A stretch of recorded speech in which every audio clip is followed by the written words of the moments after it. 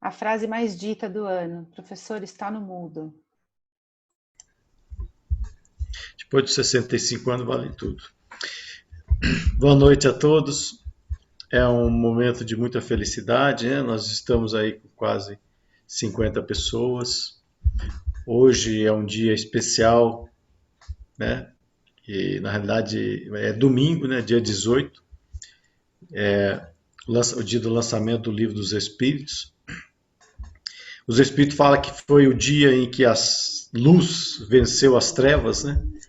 Então é um momento muito especial para nós. E especial também que nós temos aí Eduardo, né? Um cara bastante querido nosso, que a gente admira muito, né? Agradecemos já antecipadamente. O Macaro agendou e ele veio aí nos brindar aí esta noite. Dr. Eduardo, ele é médico urologista, professor da Faculdade de Jundiaí, colaborador do Centro João Batista, da creche Wilson de Oliveira, né? A sua esposa também é médica, geriatra, também colaboradora do centro, ela é evangelizadora. Agora nós estamos na pandemia, mas eles estão aí online trabalhando, certo? Colabora com a creche e nós admiramos muito e agradecemos ele por estar aqui conosco, né? É um prazer sempre tê-lo conosco. E sem mais, a Déia acordou. A Déia acordou. Sem mais delongas, doutor, seja bem-vindo. É um prazer tê-lo conosco. A palavra é sua. Boa noite a todos. Estão me ouvindo bem? Não, desculpa, eu estou em ano errado. Eu estou no 3º ano, por favor. Alguém não tá pode não, me ajudar? querida. Tá tudo certinho, Déia. Hoje a gente vai ter uma aula especial. Hoje a gente não vai para salas. Hoje a gente vai assistir a palestra do Dr. Eduardo, que vai começar a falar agora. Então, Ai, seja desculpa, bem-vinda. me perdoa. Imagina, querida. Fique à vontade, seja bem-vinda. Aliás, Obrigada. todos que estão chegando são super bem-vindos. Eu até avisei a ele, a gente tem o hábito da aula.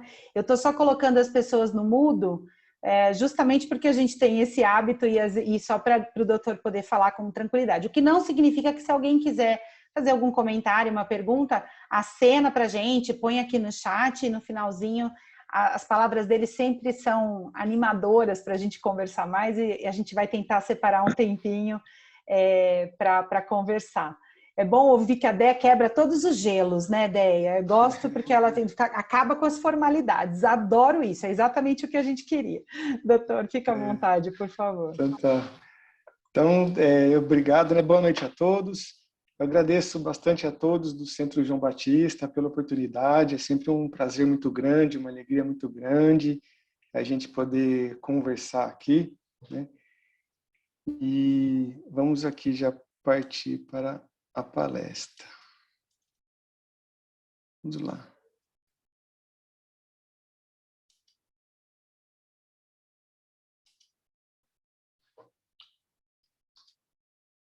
Aí, vocês estão vendo, né? Certinho? Ok, show.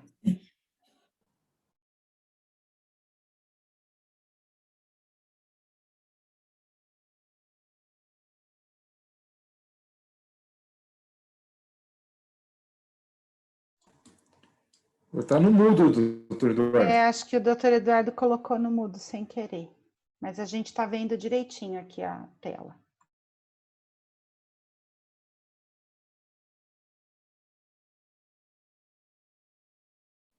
Aqui, isso. Agora sim, estão ouvindo, né? Desculpa. Então, a gente vai falar hoje sobre medicina e espiritismo.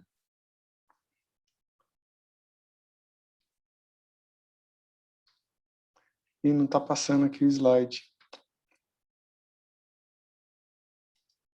Espera aí, vamos tentar. Aí, passou. Então, vamos começar falando sobre o que é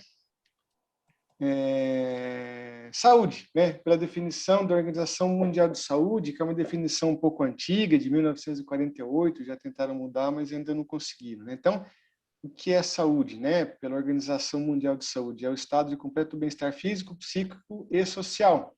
Não consiste só na ausência de doenças, né? Mas vocês acham que a medicina atual se preocupa realmente, como deveria, com esses aspectos aqui, com o aspecto psicológico, com o aspecto social e com o aspecto espiritual? Eu acho que não. Está mudando, mas eu acho que ainda não.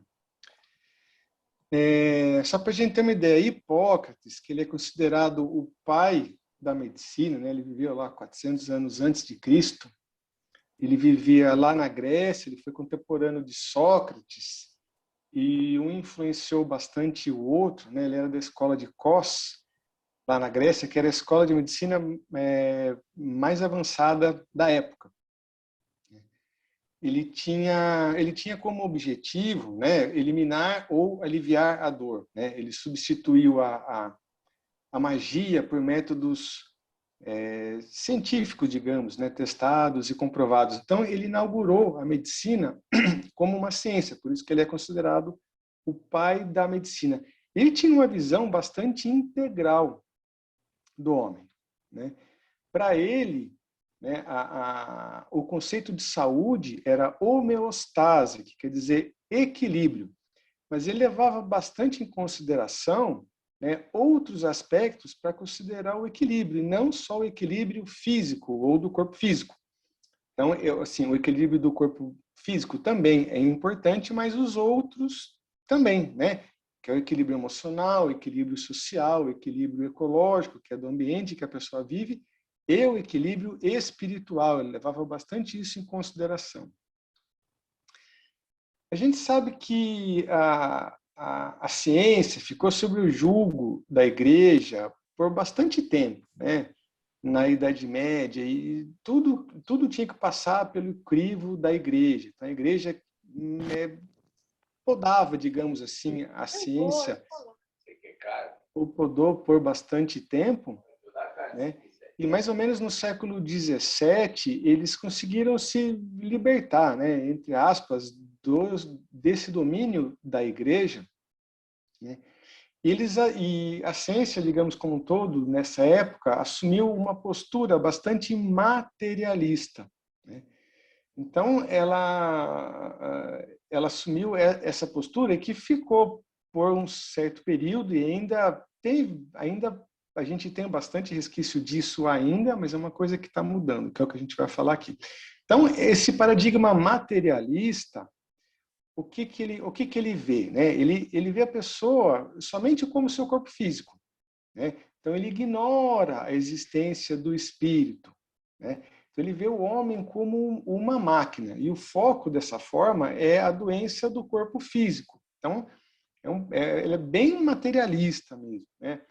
E isso ocorreu porque eles ficaram bastante tempo, a ciência ficou muito tempo sob o domínio da Igreja, e no se libertar eles assumiram uma postura bastante oposta, né? Então, a cura para esse paradigma das doenças é atributo do médico e não do paciente. E no século XIX, né, apareceu esse paradigma bem mais recente, né, que é um paradigma espiritualista, né, que ele é contemporâneo do espiritismo.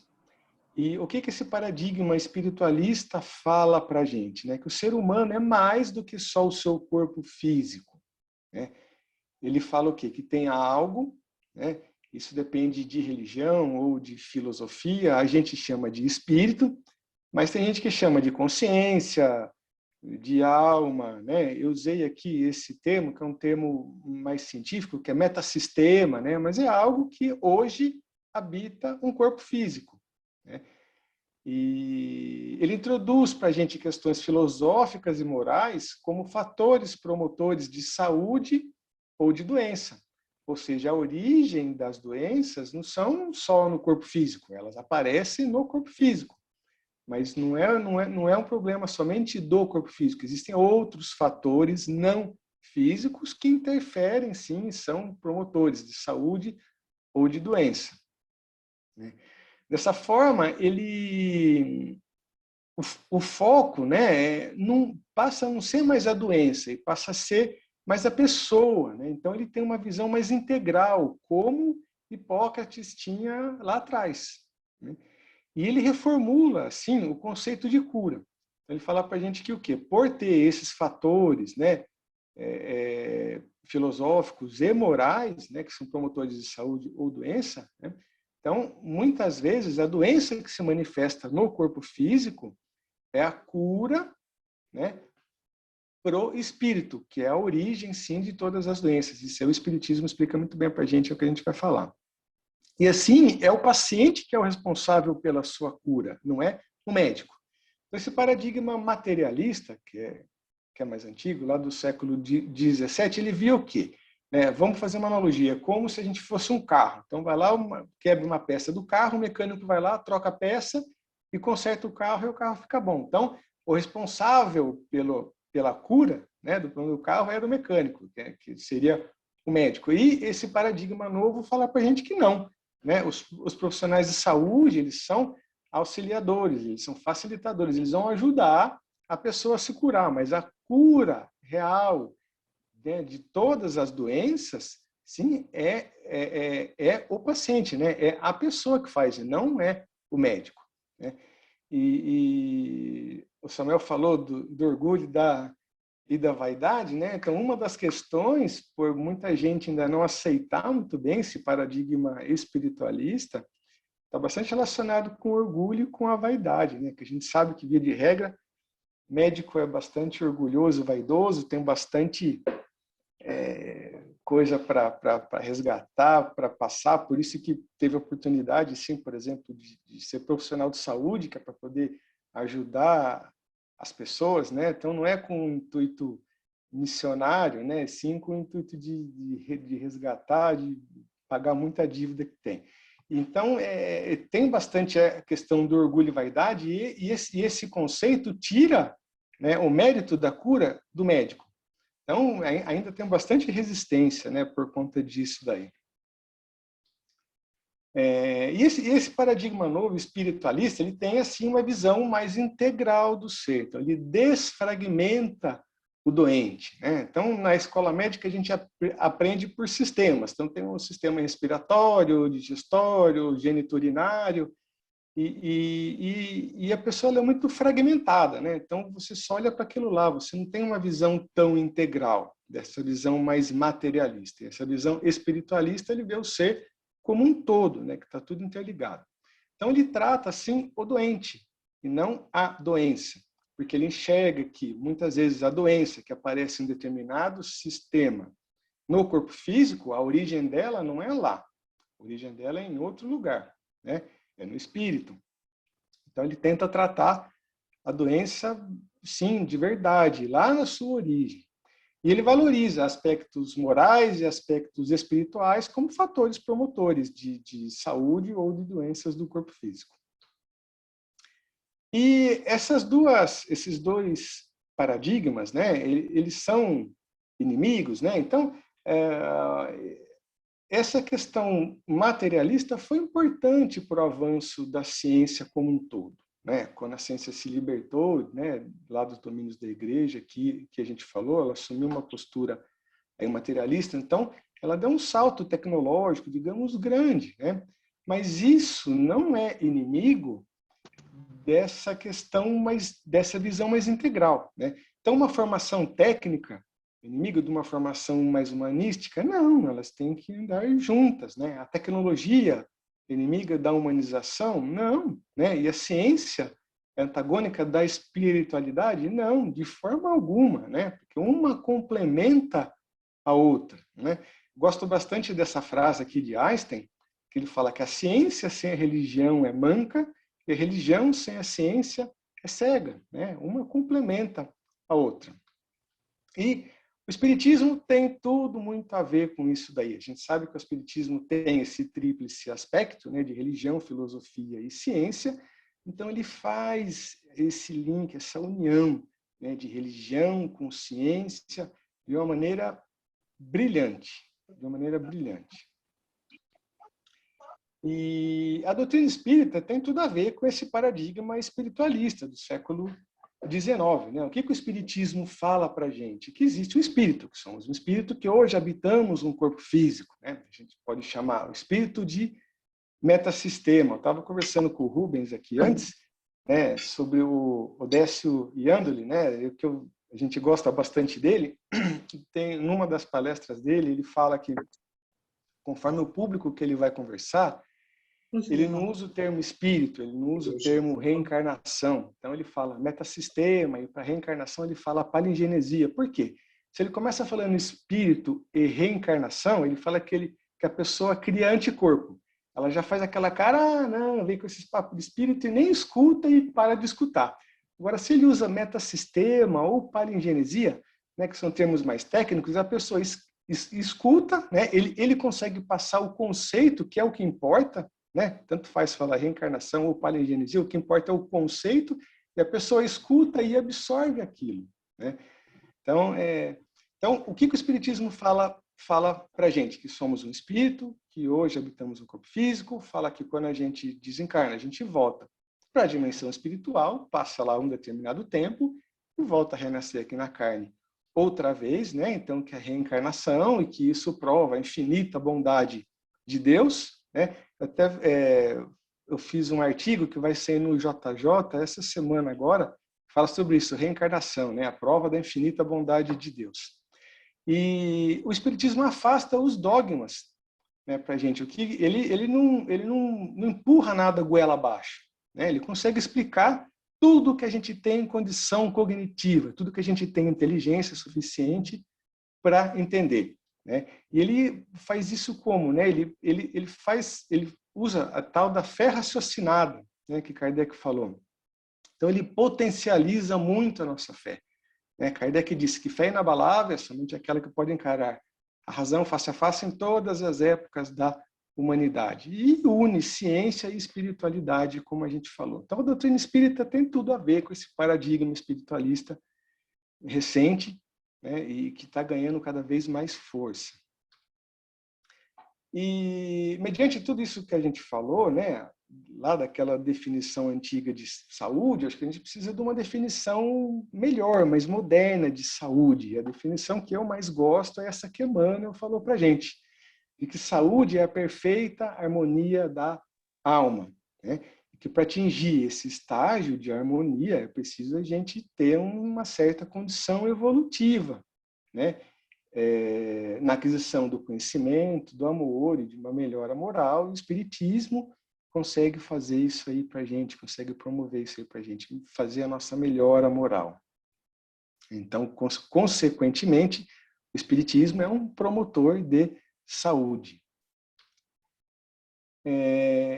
Essa harmonia que o Emmanuel falou, né, que é o conceito de saúde, ela pode estar presente, inclusive, na presença de doenças do corpo físico, né? Por exemplo, o fato de uma pessoa não apresentar nenhuma doença do corpo físico também não quer dizer que ela esteja equilibrada, que ela esteja harmonizada, porque tem determinados problemas que vão aparecer em determinadas épocas da vida de acordo com a necessidade daquela pessoa, né? Que é a tal da cronogenética, que a gente vai falar um pouquinho para frente. Depois a gente fazer uma analogia, uma comparação, né? Então, você conhece, acho que todo mundo conhece essas duas pessoas aqui, né? Hitler e Chico Xavier. Então, Hitler fez lá o seu check-up, não tinha problema nenhum de saúde, não tomava remédio nenhum, né? Não tinha nenhuma doença do corpo físico. Já Chico Xavier tinha um problema grave em um dos olhos. Ele teve uma hiperplasia prostática benigna, ele fez uma cirurgia que chama RTU de próstata, né? Uma raspagem da próstata, porque ele tinha uma obstrução para urinar, ele tinha lá alguns problemas de saúde. Então, por aquele paradigma materialista mais antigo, quem que é a pessoa doente aqui? É Chico Xavier, né? E por esse paradigma espiritualista mais recente e atual e correto, no meu ponto de vista, né, que a gente sabe quem que é a pessoa que não está harmonizada aqui, né? Obviamente Hitler. Então, Por que o Espiritismo é importante? Ele é um promotor de saúde para a gente. Que ele dá significância, né, à nossa vida, ele explica, né, por que a gente está aqui, para onde a gente vai, de onde a gente veio, por que a gente passa por determinadas adversidades. Né? Agora, o mundo inteiro está passando por um momento de bastante adversidade por conta do Covid. E ele gera na gente, então, resiliência e resignação. E a gente sabe que com quanto mais resignação a gente passar pelos nossos problemas, a gente consegue cumprir essa etapa de uma maneira muito melhor, mais efetiva, mais eficiente. Né? Ele potencializa a nossa fé, né? Fazendo lá a tal da fé raciocinada, unindo a fé e a razão. E ele transforma a gente assim. E faz o quê? Promove o nosso aprimoramento moral, que é o principal objetivo do Espiritismo, promover o aprimoramento moral de toda a humanidade. E assim, é um promotor de saúde. Por quê? Quanto mais evoluídos moralmente nós somos, né, menos problemas de saúde iremos ter. É por isso que o Espiritismo é um promotor de saúde. E essa espiritualização, né, essa melhora moral que o Espiritismo promove na gente é uma necessidade, porém, cada um tem que fazer a sua parte, né? Cada um que constrói isso daí. A informação está lá, né?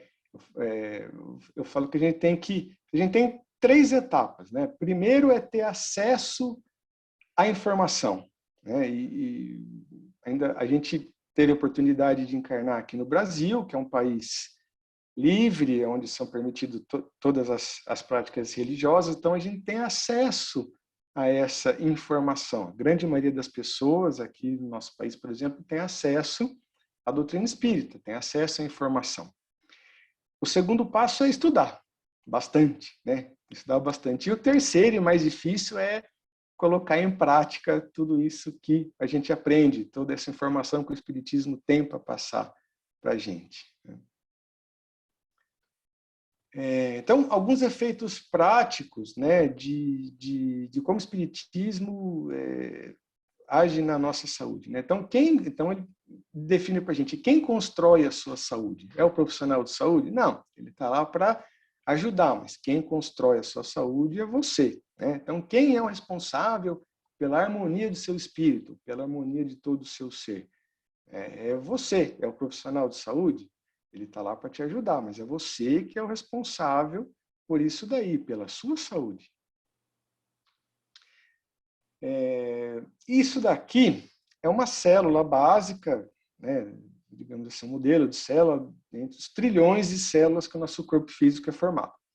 Então, a gente tem aqui o núcleo da célula, onde fica o nosso DNA, e a gente tem essa parte aqui toda da célula, que é o citoplasma, que é onde as reações da célula ocorrem, digamos assim. Temos essas organelas, que é como se fossem os órgãos das células, né? E eu coloquei aqui o teor dos pensamentos. É importante? Sim. O teor dos nossos pensamentos, como a gente está vibrando, como a gente interfere muito na nossa saúde. Né?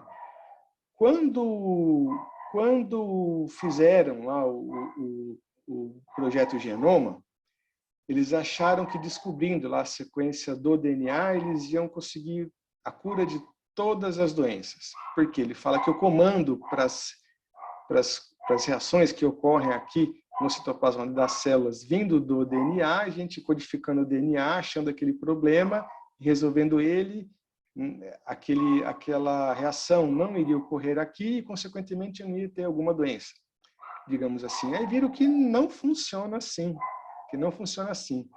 que muitas vezes o DNA dá o comando, mas essa reação ela não ocorre aqui na célula. Por exemplo, eu posso ter um DNA com um determinado gene que ele é responsável por causar um determinado tipo de câncer. E ele vai se manifestar em determinada época da nossa vida, que é a tal da cronogenética. Mas isso tudo é planejado antes da gente encarnar, mas é uma outra história. Mas, por exemplo, se eu tiver pensamentos muito bons, se eu me dedicar bastante, nessa encarnação. Isso daí influencia essa energia, né, do meu pensamento, que vem do meu pensamento, né, que age em todo o meu ser, e faz, por exemplo, esse comando do DNA não acontecer, né, e, consequentemente, essa célula que era para ser, que era para virar uma célula cancerígena, não virar uma célula cancerígena, por exemplo, eu não vir a ter um determinado tumor, né? E ao contrário também, né? Por exemplo, eu não tenho problema nenhum no meu DNA que vai... Espera só um minutinho.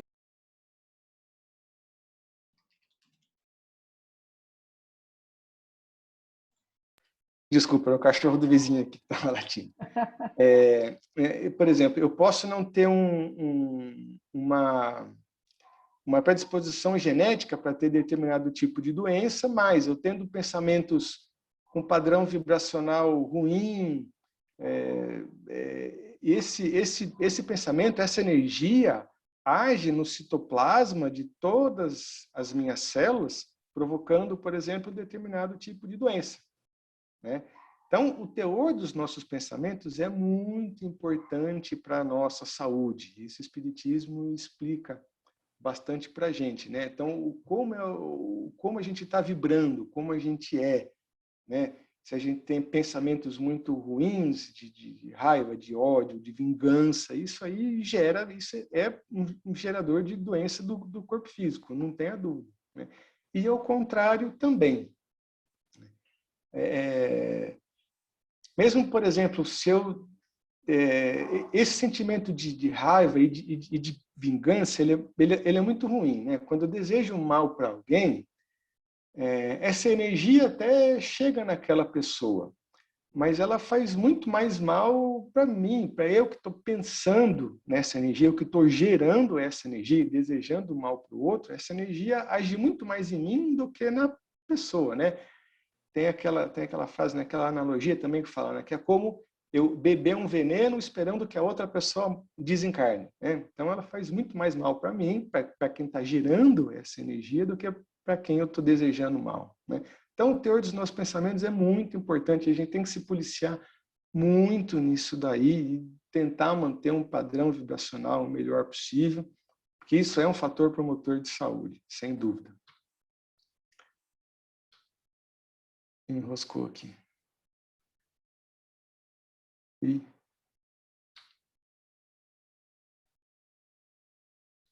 não está indo. Talvez tocar na tela com o mouse e aí ele vai. Não, será, doutor? Aí, foi. E falando disso do pensamento, né, o medo, ele é um sentimento importante, né, porque ele está relacionado com o nosso instinto de sobrevivência, de perpetuação da nossa espécie. Então, o medo é uma coisa que a gente tem que ter, não tem que ser destemido demais, né? Porém, o medo em excesso é prejudicial. Por que eu estou falando isso aqui agora? Principalmente pela essa questão do Covid que a gente está vivendo, né? É uma situação diversa, o mundo inteiro está passando, todo mundo aqui antes de encarnar já sabia que ia passar por isso, é uma coisa que a gente tem que passar. O que a gente tem que fazer, sabe? Se a gente começar a entrar nessa paranoia de ter muito medo, de achar que todo mundo vai morrer, isso aí gera uma energia ruim, isso predispõe o nosso corpo a gente pegar Covid, por exemplo, a gente ter essa doença, tá? Então, cada um, é muito importante que faça a sua parte. Eu não posso ir nem para um lado e nem para o outro, não posso nem ser nem destemido, né? Não posso pensar assim, não, se eu tiver que desencarnar, eu vou desencarnar. Tá bom, então eu vou atravessar a rua sem olhar para o lado. Né? Não, eu não posso fazer isso. Porque se eu fizer isso, eu vou estar sendo um suicida inconsciente, né? Eu vou estar abreviando a minha existência. Então, eu tenho que fazer a minha parte, né? Hoje, para o dia de hoje, né? Falando especificamente do Covid. Usar máscara, álcool em gel, isso que a gente está fazendo aqui agora, uma reunião virtual para evitar aglomeração. Sim, a gente tem que fazer a nossa parte. Mas se eu ficar com muito medo, reverberando esse medo e pensando muito nisso, essa energia ruim age no meu corpo físico e é um gerador de doença. Então, o medo em excesso faz mal. A gente tem que tomar bastante cuidado e se policiar no teor dos nossos pensamentos. E é um exercício diário, né? A gente tem que cuidar bastante da nossa saúde mental para não entrar nessa vibração ruim. Se a gente ficar assistindo televisão o dia inteiro, a gente só vai ficar... Hoje morreram tantas pessoas, parece aquele placar da morte, né? Aquela coisa ruim. Não tem que entrar nessa paranoia. Portanto, a gente ter consciência, é uma situação diversa, a gente tem que passar, a gente tem que fazer a nossa parte, mas tem que cuidar para não entrar nessa vibração ruim. E do karma e da cronogenética que a gente falou, né? Então, a relação saúde e doença está baseada na lei de causa e efeito e de karma, que o Espiritismo explica bastante para a gente, né? Então, todas as adversidades que a gente passa, todas as doenças que a gente tem, a origem está lá no espírito, né? E é em decorrência do nosso livre-arbítrio, de escolhas que tivemos nessa ou em outras encarnações. Muitas coisas, muitas doenças a gente tem em decorrência de atitudes desta mesma encarnação. Tá? Um exemplo clássico disso, eu sei que fumar dá câncer. Então, se eu fumar por muito tempo, depois de um certo período, posso ter câncer do pulmão, na garganta, na bexiga, no rim, no estômago, em um monte de lugar. Então, isso é um karma de vidas passadas? Não, eu adquiri isso aqui nessa encarnação. Eu sabia disso e fiz, e assumi o risco e fiz, e tive um problema e acabou. Né? Mas muitos problemas acontecem, sim, em decorrência de atitudes que tivemos em outras encarnações, né? E isso fica no nosso espírito e uma hora isso aí se manifesta no nosso corpo físico como doenças. E muitas vezes a doença, como a gente falou, é a cura para o problema que está lá no meu espírito. Tá? São situações que eu tenho que... Nunca é castigo, a gente sabe disso. O Espiritismo fala bem isso para a gente. Né? Não existe castigo, existe aprendizado. Né? Essas situações adversas acontecem para o nosso aprendizado. Né? A gente fala que o nosso corpo físico é como se fosse um mata-borrão do nosso espírito, do nosso perispírito. Né? Então, algumas coisas que estão lá no espírito, elas se manifestando no nosso corpo físico é como se fosse a cura de alguns problemas, mais ou menos assim. E a cronogenética que a gente falou, né, que é o estudo da expressão do gene segundo o fator tempo. Né? Então, por que determinado gene vai se manifestar em determinada época da minha vida só, não antes e não depois, e vai causar determinada doença no corpo físico? Né? Então, a gente sabe que tudo isso daí está planejado, a gente muitas vezes escolhe passar por isso antes de encarnar, né? E ela é submetida a leis automáticas e justas, né? Compete à alma selecionar e determinar quais os genes que se expressarão ao longo de toda a existência, né? Por fatores internos ou externos, né? Interno de situação que eu fiz em outras encarnações, por exemplo, e externo do meio ambiente que a gente está agora. E todas essas informações que são passadas para a gente, por exemplo, o Espiritismo, por que Kardec lá fez lá a codificação, né, que vai fazer aniversário agora no dia 18 do lançamento do Livro dos Espíritos, por que foi nesse lá 1800 do Livro dos Espíritos, esqueci, 57. 57, e não em 1500. Né? Por quê? Porque a espiritualidade, lógico, consegue enxergar o que é melhor para a gente e passar essas informações na época certa, de acordo com o que vai ela surtir melhor efeito para a gente. Né? Então, de acordo com a nossa condição evolutiva e com o nosso merecimento também. Então, de acordo com a nossa necessidade e com o nosso merecimento. Né? E eu falei disso para falar agora, né, disso aí, de que muitas informações que o Espiritismo passa para a gente não pode deixar de falar da parte médica especificamente, sem falar de André Luiz. Né? Ele veio na época certa, né, na época que tinha que aparecer, e é bastante pioneiro. Né? A gente vai explicar daqui a pouco certinho isso daí. Mas na coleção A Vida no Mundo Espiritual, né, que começa com o Nosso Lar, são 13 livros de André Luiz, psicografado por Chico Xavier, e passou para a gente muita informação pioneira, muita informação que hoje a ciência está conseguindo comprovar isso daí, né? E ele falou bastante coisa especificamente sobre a glândula pineal e muitas outras questões, né? E muita coisa que o André Luiz falou, a ciência conseguiu comprovar, né? Depois de décadas, né?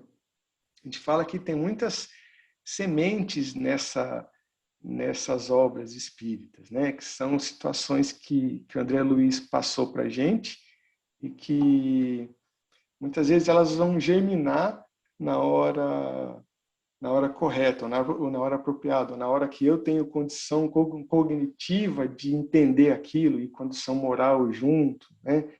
E isso contribuiu bastante para o avanço planetário, para o nosso avanço moral, para a nossa melhora moral. Fizeram até um trabalho científico, né, comparando, né, aspectos históricos e culturais da glândula pineal. Então, as informações que André Luiz falou lá na década de 40, né, com as evidências científicas atuais.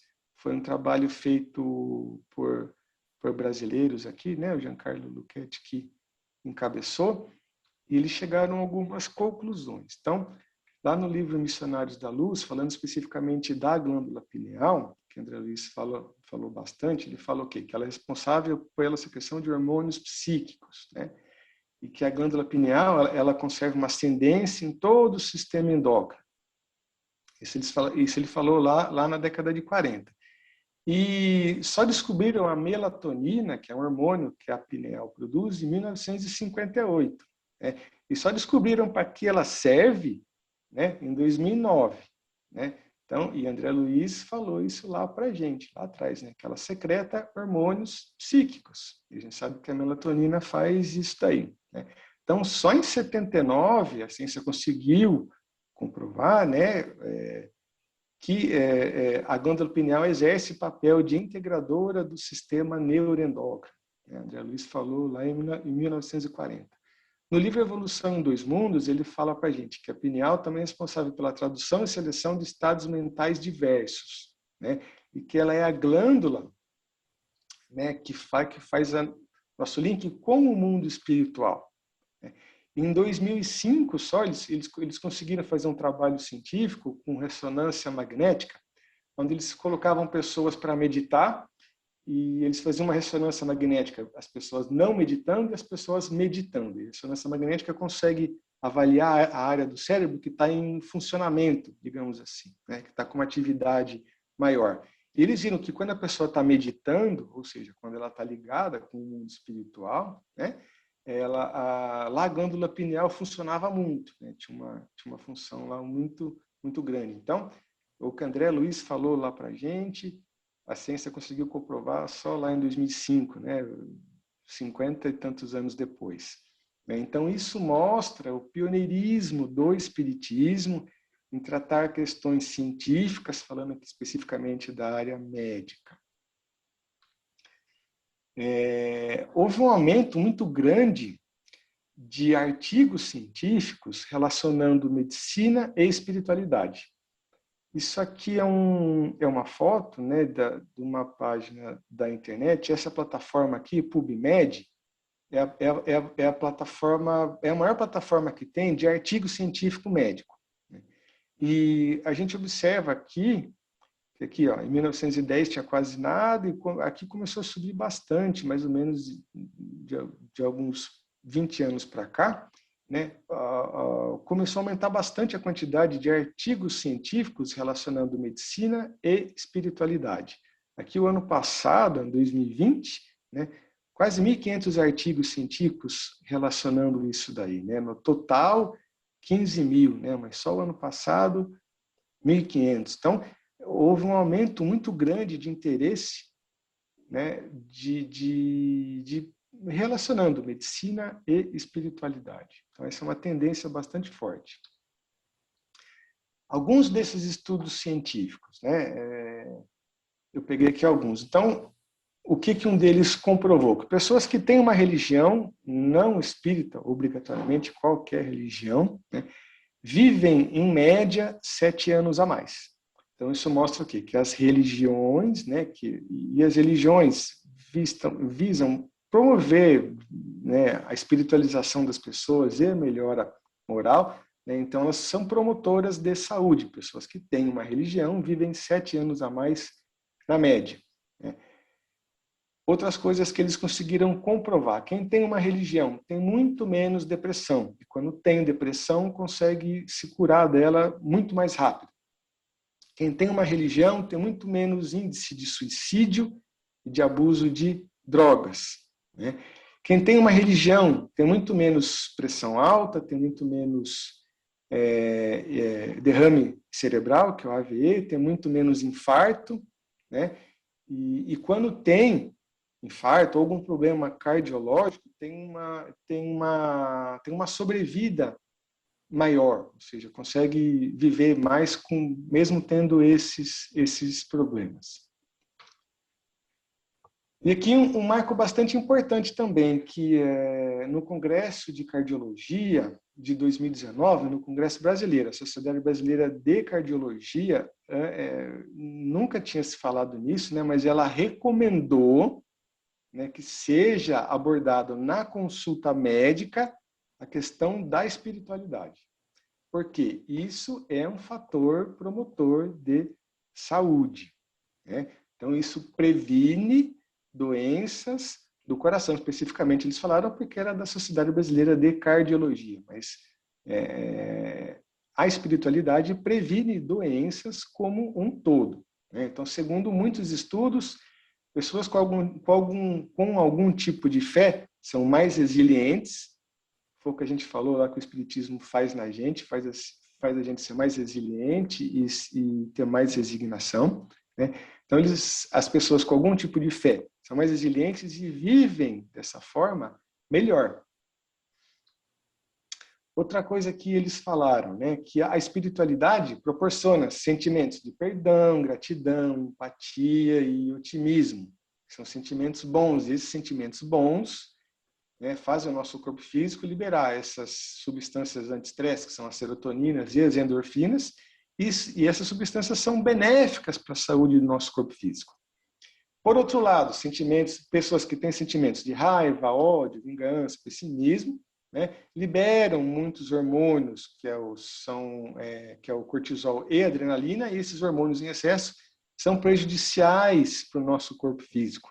Então, é aquilo que a gente falou, né, o teor do nosso pensamento, como a gente está vibrando, né, isso interfere diretamente na nossa saúde. Então, isso é um marco importante porque uma sociedade médica, né, recomendou isso daí, que isso seja abordado numa consulta médica, falou que isso é verdade, que isso é factível e que isso tem que ser utilizado pelo médico. Falou que também que a fé é um dos mais importantes fatores de cura, né, que a prática espiritual amplia a resiliência, aumenta a adesão ao tratamento, melhora a sua recuperação, né, e ela falou que tem que incentivar o uso da espiritualidade no tratamento de doenças, obviamente respeitando a crença de cada um e a religião de cada um. Essa questão de unir, né, medicina e espiritualidade, teve aquele crescente muito grande, a gente falou dos artigos científicos, né? Hoje em dia, só para a gente ter uma ideia, nos Estados Unidos, mais de 80% das faculdades de medicina têm a disciplina espiritualidade, que ela na maioria das vezes, ela não é obrigatória, ela é facultativa, né? Então vai assistir essa aula lá na faculdade quem quer, mas ela existe, né? Algum tempo atrás, praticamente ela não existia, há 30 anos atrás. A gente tem no Brasil e no mundo as associações médico-espíritas, né, fazendo essa união, né, de medicina e espiritualidade. Então, a primeira delas foi a AME São Paulo, que foi fundada em 1968, depois a AME Brasil, em 1995, e a AME Internacional, em 99. E a gente não pode deixar de falar das AME, que são as associações médico-espíritas, sem falar da doutora Marlene Nobre, né, que foi a fundadora de todas elas, né, foi presidente de todas elas por bastante tempo. E a AME Brasil tem esse periódico aqui, que chama-se Folha Espírita, né? A doutora Marlene Nobre, ela já desencarnou. Aqui a gente tem o Dr. Bezerra de Menezes, que é o patrono da AME Brasil, né, da Associação Médico Espírita Brasil, aqui o Caio Bachuto, e aqui o Freitas Nobre, que era marido da doutora Marlene Nobre. Ele era deputado. A gente tem uma vasta literatura médico-espírita, né? Eu coloquei aqui alguns livros, o Rubens até me mostrou esse livro aqui no começo, antes que a gente estava falando, né? O Cérebro Triuno, mas o Espiritismo tem muitas obras fazendo esse link, né, de saúde com o Espiritismo, saúde com espiritualidade, porque isso ajuda as pessoas, é um promotor de saúde, né, e o profissional de saúde se capacitando dessa maneira e tendo esse conhecimento, ele vai conseguir ajudar muito melhor as pessoas, não tenho dúvida disso. A gente tem congressos médico-espíritas, né? Vários, já faz algum tempo, alguns gerais, alguns específicos em determinada área. Esse aqui que foi em Teresina, em 2019, eu tive a oportunidade de ir, fantástico. E nós temos aqui na Faculdade de Medicina de Jundiaí a Liga de Medicina e Espiritualidade. Ela foi fundada faz 2 anos. Eu consegui fundar lá na faculdade, as reuniões são abertas, a gente tem atividades teóricas e atividades práticas, né? Tem alunos de todas as religiões, né? Liga, o que é? É uma coisa que os alunos fazem para aumentar o conhecimento em determinada, para aprofundar o seu conhecimento em determinada área, né? São optativas, ou seja, frequenta a liga quem quer, né? Não é obrigatório, são atividades extracurriculares, sim, mas elas existem, né? Os alunos, tem alunos de todas as religiões, tem inclusive alunos que são ateus, né? Mas eles frequentam a liga, e as reuniões são abertas, todo mundo pode ir. Agora, obviamente, as reuniões não estão ocorrendo por conta do Covid, né? Tanto as aulas práticas também que a gente fazia lá nos pacientes com cuidados paliativos, mas a gente não está indo por causa do Covid, né? Mas ela está funcionando sim, existe e é um marco bastante importante no avanço da medicina nessa área, né? Na capacitação cada vez maior dos profissionais de saúde nessa questão. Isso tudo que a gente falou foi só uma pinceladinha, é só o começo, né? Tem outras questões, né? Por exemplo, como a espiritualidade modifica a sua saúde, né? É possível fazer como a gente faz um diagnóstico integral? É possível ajudar você, orientar quem não tem fé nenhuma, quem é ateu, quem é extremamente materialista, quem não acredita em Deus, em espírito, em nada disso? Sim, é possível. Você tem que saber abordar essa pessoa da maneira correta. Quais são os tratamentos complementares, eficientes e quais as suas indicações? A gente sabe que o Espiritismo fornece um tratamento complementar que é fantástico, né? Que é a fluidoterapia, né? Que é o passe mais a água fluidificada, né? Nas reuniões espíritas. Então, existe esse tratamento, existem muitos outros específicos. Então, quando usar um tratamento, que jeito, né? E é necessário a gente mudar o modelo de formação médica? Sim, né? Como a gente falou, muitas faculdades já têm essa disciplina, e são crescentes, isso está aumentando cada vez mais, né? Eu acho que daqui a alguns anos, algumas poucas décadas, todas as faculdades vão ter essa disciplina de espiritualidade, né? Que eu falei, a grande maioria, ela ainda é de forma optativa, ou seja, vai frequentar quem quer, mas ela já existe. Isso é um marco bastante importante. Isso é uma coisa que não tem como voltar, né? E para terminar, né, Emmanuel falou para a gente lá em 1936 que a saúde humana nunca será o produto de comprimidos, de anestésicos, de soros, de alimentação artificial. Ele fala que o homem terá de voltar os seus olhos para a terapêutica natural, que reside em si mesmo, na sua personalidade e no seu meio ambiente. Então, o que é? Cada pessoa que é o responsável pela sua saúde, né? E ele fala também que a medicina do futuro terá de ser eminentemente espiritual. No futuro, esse, eu acho que não tão distante, né? Tomara. E, por último, né, essa frase aqui que eu gosto bastante também, que a medicina do futuro é aquela praticada pelo médico que resolveu tirar os olhos do chão para vislumbrar um horizonte mais amplo.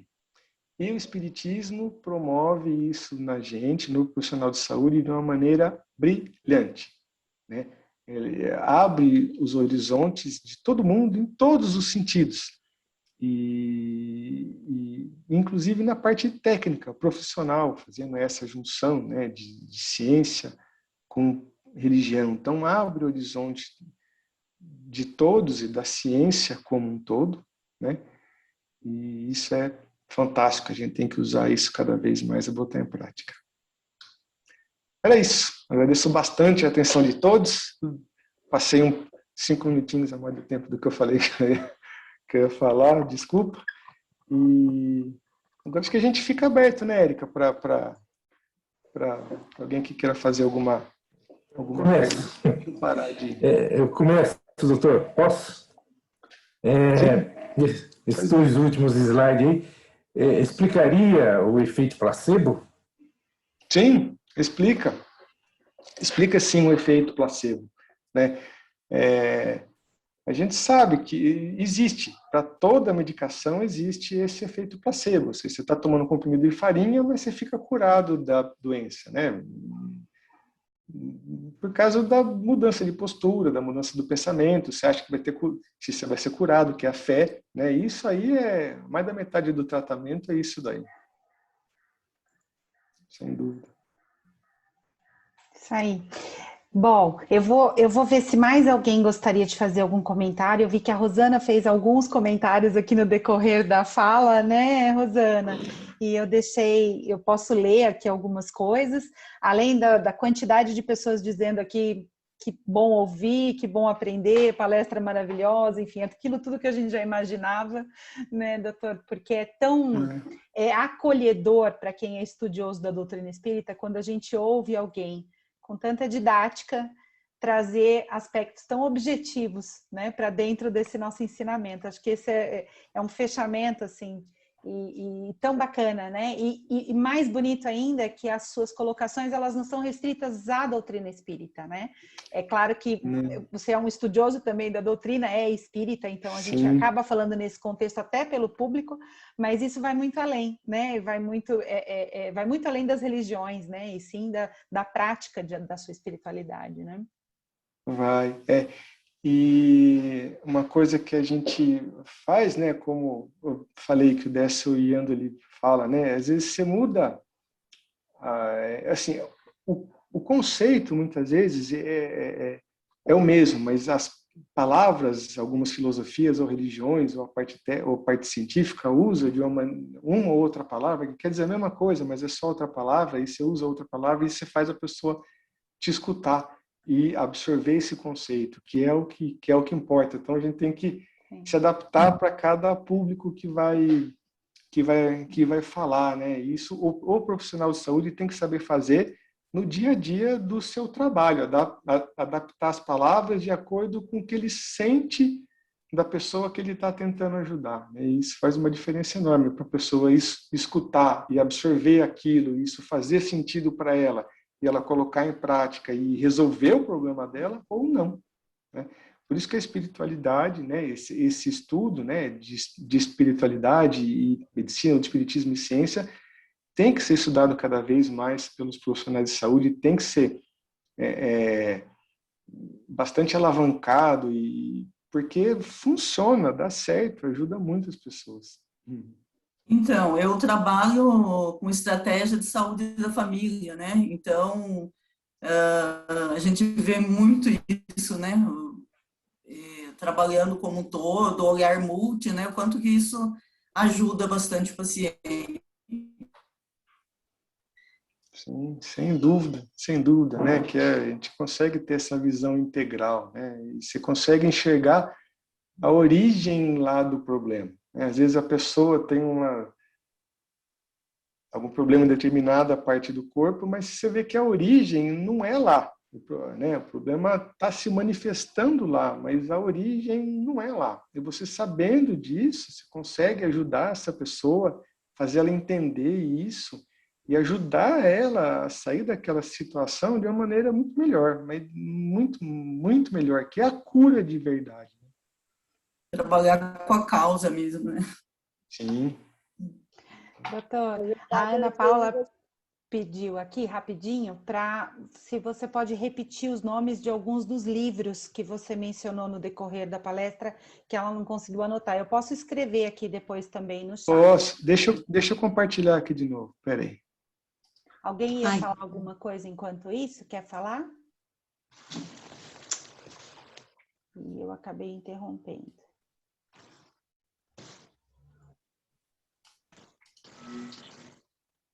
Tá aparecendo? Sim, tá.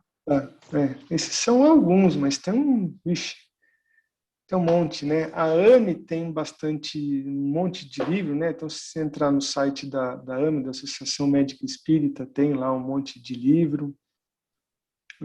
Tem vários, nossa, tem esse monte. Aqui são alguns só, né? Mas tem um monte de livros que a gente pode... que Eu faz ia fazer essa... uma pergunta para o doutor, se as palestras da Liga está aberto a qualquer pessoa ou só para a área da saúde? Não, está aberto para qualquer pessoa, né? Logicamente, o foco lá, né, são os estudantes de medicina, né? O foco são eles, né? Então, a gente eu tento ser o mais imparcial possível na questão do espiritismo em si, né? Porque tem pessoas de todas as religiões, a gente tem que respeitar a opinião de todos, né? Cada um passa a sua opinião, mas as reuniões são abertas, todo mundo pode ir lá na faculdade e frequentar, não tem problema nenhum. Não, é porque eu trabalhei já na área da saúde como auxiliar de enfermagem bastante tempo, e às vezes eu gosto de obter informações novas para passar para as pessoas, para ajudar de alguma forma, porque tem tantas pessoas sofrendo hoje, né? E às vezes as pessoas elas acreditam que tomando um antidepressivo, tomando um remédio, e acha que o médico é que cura. E às vezes o médico não cura, né? Ele não tem esse poder total, né? E está dentro de cada um de nós, né? A cura. Então, eu gostaria de participar, não sei se pode, mas pode. Eu tenho vontade. Não, pode ser, um prazer. É o que eu falei, agora as reuniões não estão acontecendo por causa do Covid, né? A gente teve algumas reuniões virtuais também, mas está um pouco prejudicado nisso. Creio que embora eu seja uma incentivadora da homeopatia, né? Mas eu acredito que tudo é válido na medicina, né? E principalmente a parte espiritual. Eu vi muitas mudanças em muitas pessoas através da espiritualidade, né? Mudando a maneira de pensar, a pessoa se curou às vezes, né? De coisas graves e fazendo o bem para um outro, ele acabou se curando de um câncer. Então, eu acho que a medicina hoje ela está melhorando bastante e graças aos médicos como você que aderiram a essa experiência, né, de mostrar o lado espiritual para as pessoas. Eu sou muito grata a você e a todos os médicos que se renderam a isso. Muito obrigada pela palestra. Imagina. Falando um pouquinho disso aí que você falou, né, de câncer, por exemplo, especificamente, a gente sempre dá esse exemplo, né? muitas vezes você, sabendo abordar e a pessoa melhorando, né, digamos, a sua espiritualidade, ela vai morrer daquele câncer, tá? Muitas vezes, né? Ela não vai curar o seu corpo físico, mas ela vai passar por essa situação de uma maneira muito melhor, sem revolta, sem raiva, com mais resignação. Isso faz uma diferença enorme na vida dela. Isso faz uma diferença muito, muito grande. Muito grande. É, que a gente sabe das etapas, né? Que são, até chegar na aceitação, ela é bem difícil. Aí depende da condição moral de cada um, né? Sim, aquelas todas as etapas lá da aceitação, da dor, da revolta, tem aquelas etapas. Né? Doutor, acho que a Lúcia tinha erguido a mãozinha aqui no chat para falar tem um tempo já. Lúcia, você queria fazer algum comentário? Sim, como faço parte da terapia da saúde aí do nosso centro João Batista, onde, que agora, né, por essa pandemia está suspenso o trabalho, é muito importante a gente ouvir e aprender com essa palestra, né, que o doutor Eduardo passou, porque muitas vezes, como foi dito, a cura vem da pessoa, né, com a sua fé, a sua espiritualidade. Mas é importante também, não é, doutor, fazer o tratamento do corpo físico com o médico, tomando os remédios que eles aplicam, até mesmo remédios que são, às vezes, colocados como que a gente fica dependente deles, mas a gente tem que saber que o médico e os remédios que eles passam são importantíssimos para essas pessoas que nós também damos esse trabalho de amor, de caridade, em dar para eles a sustentação através do passe magnético, através da fluidoterapia das águas, mas eles nunca devem esquecer que o tratamento médico com os remédios e do corpo é muito importante. Eu acredito que isso tem que ser um conjunto, um complemento, como foi dito, né? Um tratamento complementar e na terapia da saúde, ouvir o que a gente vai incentivar, para até que, como um câncer que às vezes não tem cura, que a gente muitas vezes sabe que algumas pessoas sim, outras não, mas como o senhor disse, né, o que ela vai passar por isso, nesse tratamento que é muito dolorido, vai deixá-la bem melhor na aceitação, né, e no passar da doença também. É isso.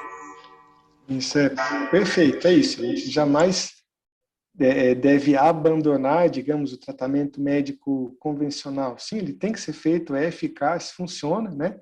Tudo isso que a gente falou, claro, é um complemento, né? Como se disse, né? Uma terapia complementar. Então, ela não veio para substituir, ela veio para complementar o tratamento convencional que já existe e que tem que ser feito e que jamais deve ser abandonado. Perfeito. Legal. Bom, os sinos do Rubens já tocaram, avisando que está na hora da gente começar e acalmando aqui o coraçãozinho para a gente descansar e dar o descanso também para o doutor. Eu vou dar a palavra para a Miriam, que ergueu a mãozinha aqui também para falar. Algum breve comentário dela, e aí a gente vai encerrar com a nossa prece, tá bom? Para a gente também dar um tempinho para o doutor descansar. Miriam, por favor, fica à vontade. Boa noite, né, a todos. Eu achei tão importante essa palestra, mas tão importante, como enriquece a gente. Eu queria saber se a gente não pode compartilhar ela com uma pessoa e se a gente vai poder acessar essa palestra em algum lugar. Eu ouvi muitas coisas assim, nossa, que são muito boas para ser ouvidas. Então, essa sou eu que vou responder. Essa palestra está sendo gravada, dentro de alguns dias ela vai estar no nosso canal no YouTube. Tem outros conteúdos, inclusive um do Dr. Eduardo do ano passado, que também está lá no conteúdo do YouTube, e aí vocês estejam à vontade para compartilhar com seus amigos, convidá-los a assistir. E toda vez que a gente tem uma oportunidade, a gente pede a presença do Dr. Eduardo também nas várias atividades aí da casa, porque ele é sempre muitíssimo bem-vindo, tá bom? Então vai estar assim, vai estar lá no nosso canal do YouTube, tá? Daqui a alguns dias. Maravilha, obrigado, Érica. Bom, gente, tem vários comentários aqui, pessoas que estão agradecendo, teve uma troca grande aqui entre o grupo, né, de livros que as pessoas têm, o pessoal trocando aqui ideias sobre os livros, já gravaram aquele slide, printaram, tudo isso enquanto a gente está aqui conversando, já foram até para os grupos de WhatsApp, enfim. O bacana é a gente ver que essa explanação não para aqui, né? Ela se divulga da melhor maneira possível, coisa boa da gente compartilhar no WhatsApp, né, gente? Tanta coisa que a gente pode esquecer e essa tão boa de ser compartilhada. Então, as coisas estão movimentadas aqui, doutor. Muito obrigada, então, de novo. Eu vou ver quem gostaria de fazer a nossa prece final. Quer fazer, presidente? Hoje a gente deixou ele tão quietinho o tempo inteiro, não falou nada. Está até no mudo, ó, o microfone dele. Eu sou só visita hoje.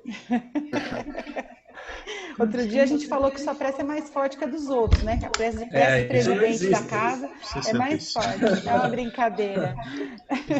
Eu só queria fazer um marketzinho, posso? No dia 27 de junho, na evangelização, né, no grupo de pais, nós vamos fazer uma palestra sobre harmonia conjugal. Todos estão convidados. É às 9 horas. Quem é o organizador de tudo é o Walter, né, e o Bransan. Então, dia 27 de junho, nós estaremos via online, é claro, falando sobre harmonia conjugal. Todos estão convidados. E eu posso fazer a prece, se ninguém quiser. Denizar, você vai fazer, Denizar? Vou fazer, né? Já foi convocado. Você quis cair fora, mas não conseguiu. Tá lá. Um abraço a todos. Obrigado, doutor. Foi muito bom. Obrigado. Agradeço imensamente. Posso agradecer de novo? Queria agradecer bastante. Claro. É sempre uma alegria muito grande, né? Eu estou sempre à disposição do Centro João Batista aí para a gente conversar. Eu estou sempre à disposição. É sempre uma alegria muito grande. Fico muito, muito contente e satisfeito, né? Obrigado. Obrigado a todos pela atenção. Muito agradecemos. Grande abraço, doutor. Então eu vou colocar a gente só no mudo, né? Todo mundo de novo para a gente ouvir a prece final e encerrar as atividades aqui da noite com o nosso presidente Denizar, presidente da casa, né? A gente chama carinhosamente de presidente, mas é o que cuida da nossa casa. Por favor, Denizar. Então, novamente, que possamos estar em sintonia com o Pai, com o Mestre Jesus, buscando, dentro dessa sintonia, mentalizar, através das equipes de luz, já que estamos falando de medicina, mentalizarmos Bezerra de Menezes, suas equipes socorristas, que possam, através deste momento, trazer energias renovadas a todos nós, aos nossos centros energéticos, principalmente, Senhor, no sistema imunológico, no sistema respiratório. Vamos nos inundando dessas energias, agradecendo ao Pai e ao Mestre Jesus pela oportunidade que temos de estarmos nesse momento no planeta, um momento de transformação e de grandes oportunidades para cada um de nós, e buscarmos estar no prosseguimento das atividades do nosso planeta em regeneração. Que a paz, a luz do nosso Mestre Jesus envolva todo o planeta, transformando toda a atmosfera fluídica, para que muito em breve possamos novamente estarmos na convivência social. Que Deus abençoe a todos nós. Que assim seja, Senhor. Que assim seja, Mestre amado Jesus. Graças a Deus, graças a Jesus. Muito obrigada, Denizar. Muito obrigada a todos. Eu vou desligar aqui agora.